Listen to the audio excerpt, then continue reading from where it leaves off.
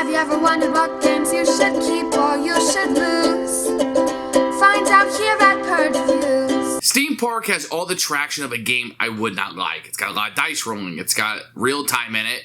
Don't like any of that. It's got steampunk, a theme I could care less about. The only thing it had going for it that made me really want to try it out was the theme park. I like theme parks. Living here in Orlando, we go to them all the time. I love that thematic experience inside of a board game. So it initially had piqued my interest a little bit. Then what I got was a very encapsulating game that is one of my go-to, kind of like gateway, entry-level games that I like to pull out for people. You want to see a board game that you've never experienced before? Check this out. Now, most non-gamers really enjoy the real-time aspect. Rolling the dice as quickly as possible, they get it. They understand what's going on. You might want to hold back a little bit when you're playing with somebody for the first time because they don't know exactly what they're looking for. And that can be overwhelming a little bit. Kind of walk them and talk them through it. Because when you're doing the real time, whatever you place on your pick stand will stay there. That's an interesting decision because you're playing this Yahtzee kind of thing, except for you can roll as many times as you want. But whoever is done quicker is going to get a benefit. And if you're last, you're going to get a negative. It's a very interesting push and pull that you're going to see when you first start out the game. Then you're going to utilize the dice to build stands and rides that hopefully will attract customers, these robots, to your park. But remember, everything you're doing is contributing to the dirt or the messiness of your park. And your robots don't like messiness. So you build these stands that will usually let you break the rules or give you benefits or advantages during the game, while the rides are going to be the piece that bring the people in. You're going to draw people from a back, but before you draw, and this is the most important part, is you get to dictate a color to be put in based on how many spaces or how many markings you have on your dice. So you're kind of plugging the bag in with what you want. Doesn't mean you're going to get it, but you're putting the percentages, the probability, you're sliding the scales over to your side. Brilliant mechanism here. Severely overlooked in this game when people talk about it. This is the brilliance that you're seeing in the design of this game. Get the real time at them. Something most people really, really hate. Sets the skeleton or the backbone of the game. When you get here and you're changing the probability of what's in the bag, it's not a random draw. You're not going to get nothing, but you're going to be able to put things in the bag that you want to see and others probably don't want to see. So that gives you an incentive to go first because you want to get the bag in your probability range that you like. Top of that, the stands that you build. Remember I told you they're going to give you advantages? They will also dictate what's going to come out of the bag. In this regard, some of the stands, for example, doesn't matter what color. I don't care. I need purple. I got green to win because that stand allows me to put that green on a ride that only requires purple. I'm opening up options. I'm mitigating the probability of my failure through my decisions I made in the game. This is really brilliant. And this is where the game designer doesn't get to do that's coming to him because the way those things, the stands, the real time, wanting to be first, and the probability of the back all comes into fruition is one of the most brilliant designs in board gaming that I've ever seen. This game is fun. Now, before you start rolling dice, you kind of got to know what comes after it because everything's going to come out of what you're going to roll in those dice. It's going to dictate your decisions. Now, it doesn't play the game for you. You still have to decide what rides you want, what stands you want, what benefits do you want in the game, what rules do you want to break, what do you want to mitigate. It's all going to be decisions you're going to make by the rides. Do you want different colored rides, or do you want to go all in on red? You want to go big on red, or do you want to spread that out a little bit, or would you want to put your resources in the stands that will allow you to break the rules, but which rules do you want to break? Do you want to clean up dirt more, or do you want to help pull in from the bag? And these are interesting decisions. So this is where the dirt plays into it. Almost everything you're doing is giving you dirt, and hopefully income. But at the end of the game, however much dirt you have in the park is going to be negative points. And if you get too much, you're immediately going to lose the game. There's a point, I think it's 36. If you get 36 dirt, you lose. You can't win, no matter if you have the most points. So you have to mitigate that dirt. But how do you do that? By taking away other actions that you could have. By being first, I'll clean up some. Once again, we're racing to roll those dice. Or you can spend some of your valuable dice rolls on cleaning up dirt. Interesting, right? And some of the stands will help you clean up dirt. Do you want to put your resources there? Or is that awesome power about mitigating the bag draw? Is that more important? Well, that's up for you to decide. And these are what you're kind of like scrambling with, and you're deciding what you want to do, and it all comes together into a great package. But the whole time you're playing it, you think you're playing a gateway game, and you are. Isn't that interesting? So all these decisions, it can become deeper and deeper through very easy design.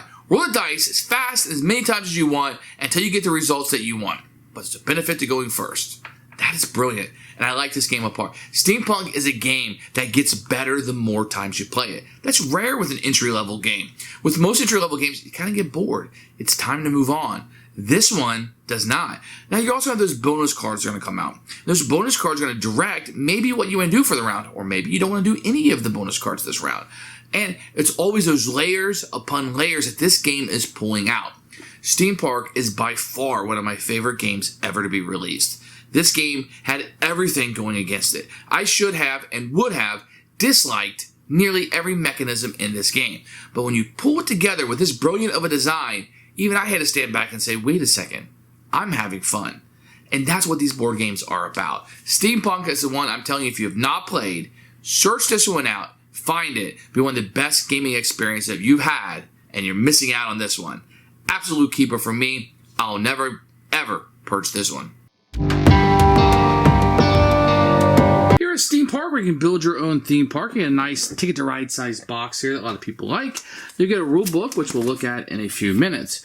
You also have these 3D rides in different colors that are very cool. You can see them on there, and they actually get put together very nice. As you see, they can stay together. There's some that are smaller than those, etc. You're going to get the money, which is kind of works as a victory point in this game. And these are cardboard and very nice. But as you can tell, they're on both sides. So if you want to keep them hidden, you can. The dirt will be these little tokens. These are nice cardboard that you can utilize. And the game does come with nice wooden dice. They're very small with printed on there. You're going to have plenty of those in the game. You're going to have the little meeples that will come out in different colors. They're all the same shape because you're drawing them from a bag, but they look really nice. And the bag is big enough for me to put my meaty hand in, which is nice. I do have some stands and stuff and other rides that kind of fit on this side over here. You will have these tiles that will come out. These are all very nice. Not the thickest in the world, but they are sufficient for this game. So they're just kind of laying on the board, if you will. The cards are nice quality. Don't have any problem with that. The bonus cards really don't have any artwork on it. They're just really just the scoring that you're going to have. But I think the game has a 3D pop, so it has enough artwork in the game that works for me. So components are grade A here. I like this quite a bit. Here is the rule book. You see a picture from the front. Now you're going to have a picture of the components over here and how to construct the rides. You're going to do this one time. As you saw, they fit in the box just fine. It's going to go through each section of the game.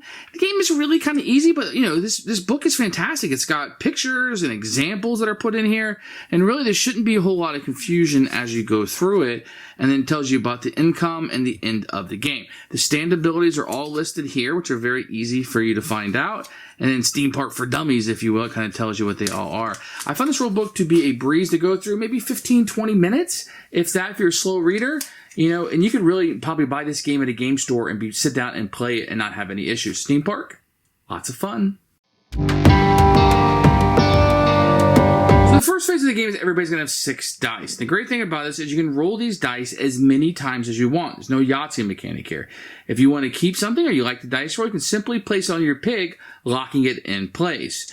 Whenever you're ready, say you're happy with all of your dice and all your dice are on the pig, then you can take one of these markers and this will tell you what your turn is, your turn order is. So if I was able to get to the last one, let's say, this is going to be last in turn order. Now, it also is going to give me dirt, as you can see here. And dirt is something you do not want to get in your park. Where if you got this one, it doesn't give you any dirt, actually cleans up a little bit dirt, but the first one lets you clean up double the amount of number 2. So that's very good. So you always want to be last because that's going to give you the least amount of dirt. Now, if you are last and everybody else has already grabbed one of these, you have 3 more rolls and then you're done. You have to take what you have on the third one if you haven't finished yet. So that's going to be the first phase of what you're going to do is rolling the dice and locking them in. The second thing you do is look to see how much dirt you've obtained. So if you look on the dice here, you're going to have these little circles up here in the lower right corner. So in this case, I have 1, 2, 3 of those circles. I would add 3 dirt to my location. And I would add 3 of these chits to my board, signifying I have 3 dirt. If I was to add this one in, I would get 2 additional ones to make it a total of 5. Now, if I had one of this, I would grab my 3 dirt from my dice, but this allows me to clean up 2 dirt for a net of 1. Where, if I got this one, I got 3 dirt, but this allows me to clean up 4 for a net of positive 1. So I can get rid of the 3 I was getting this round, and if I had got any from a previous round, I could also get rid of that one. Now we move on to the action phase. In turn order, you will spend all of your dice and be able to utilize whatever you want to do. I'm going to go through each dice and kind of show you how and what they do. Now everybody's given a player aid that will walk them through and tell them what each of the die rules will do, but I'll signify right now with you and show you. Each player is going to start out with a theme park, and this will be the park that they're building, this 4x4 square. You can always discard any die that you want, doesn't matter what it is, you can just get rid of it, and you can add on one of these little squares anywhere you would like to add it on to your theme park. So let's just say I did that, I could add that on. That's one possible action you have to use any of the dice faces to do that. This dice face right here will allow you to build rides, and you'll be able to build a ride onto your park. For each one of these that you have, you can build one. So if I had one, I could build a size 1 ride. If I were to have 2 of these on the pig, I could build 2 size 1s, or I could have built a size 2. And the same would go if I would have had 3. I could have built a size 3, 3 1s, or a 2 and a 1. Only rule to trick in this is that you cannot place 2 rides by each other unless they're the same color. So if I had a blue one already, and I wanted to add a blue 2, I could put it next to the 1 blue, but I could not place it next to the red one. I would have to at least leave 1 open space in between. So let's say I was going to do something like this. Let's say when I started the round, it was like this. I spent 1, I had this, I have 2 builds. I could put it right here next to the blue, maximizing the space and the efficiency of my park. It is important to note that the rides also cannot be next to a stand. Any stand, no matter what. So let's talk about stands. If you want to build a stand, you'll spin a dice of this size, and you can add a stand in anywhere to your park. It just cannot be next to any location that you've already built, unless it's the same stand that was already there. So I can place 2 stands that are like each other next to each other, but that would be the only way. I can't put it next to a ride, and I cannot place it to a stand that is not like this one, and those stands go down. Now, on the back side of your playmat, it will tell you what each of the stands do. For example, the security stand allows you to put 1 visitor you draw back from the bag and draw out a different one. The info says you can place 1 free visitor anywhere you want. And I'll go to these more in detail later, but just know that they exist. The next thing you could possibly do is use a die with a meeple on it. Now, what you're going to do in this case is you're going to have meeples that have not yet got into the bag. Let's say these are them. So if I wanted to attract a blue or red, let's say I have 1 of these, I have 2 of these meeples here. So I could possibly put 2 meeples into the bag. They can be any color I want, or even the same color. But I'm going to put a blue and a red in because I'm trying to get blue and a red. I put them in the bag, shuffle the bag up, and I would draw 2 of these out. Now, if the color happens to match one of the rides I have, I can stick it right on the ride. The other one does not, so I can't stick it there. Now, if I had happened to have a security stand, I could simply just place this back in the bag and draw another random one out, hoping I get the color I want. I did not. But if I had an information point, which is a type of stand, I can take a color that does not match and place it out. So for the information stand, I could place a black on a blue ride. An optional thing is, if I had a stand that was a casino, I could simply change the face of it to anything that I wanted. That's what a casino would do. And for each promotion that I have, for each promotion stand that I have, I could take 1 of these dice and with the people on it, and it would count as 2 people instead of 1. The last possible phase, other than a blank, which does nothing, is I could play the bonus card one. If it has one like this, that allows me to play a bonus card that I would have down. Now, you're going to obtain these bonus cards as the game goes. You're going to have 3. If you spin one, just get one at the bottom of at the end of your turn. Somebody says number of rides you rolled this turn. That ride, build a ride symbol. So how many did I roll? Number of stands you rolled this turn. Number of blue visitors in your park. So you would look up, I have none. So I would get $1 from that. Number of purple visitors, none. So that'd be 1. Let's look at another one. Number of pink spaces in your park, none. I would get $1. But if I had more, number of bonus you rolled this turn, if I had rolled 4 of them, I could get $7. So sometimes what you'll do is you'll roll the dice and want them to be manipulated a certain way just to score a bonus card rather than trying to build into my park. Maybe that's a valid strategy for you.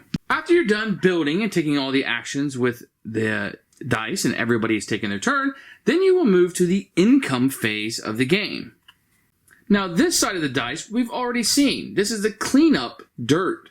And what this will allow you to do is eliminate 2 dirt from your display. So if you've gained dirt negatively, you can turn it into a positive by playing this. The last stand that can be activated now is the toilet. If you have a toilet, it doubles this. So getting rid of 2, it would count as getting rid of 4 dirt. That can be very powerful at the end of the game. Now, after you've used all your dice and all the players have used all of their dice and taken all of their possible actions, we would gain income. And you can see that on your player aid. What you're going to do is you're going to get $3 for each person in your park. I'm going to gain 3 plus 3 is 6. Now, earlier, we were getting dirt we were able to obtain because of the dice that we rolled.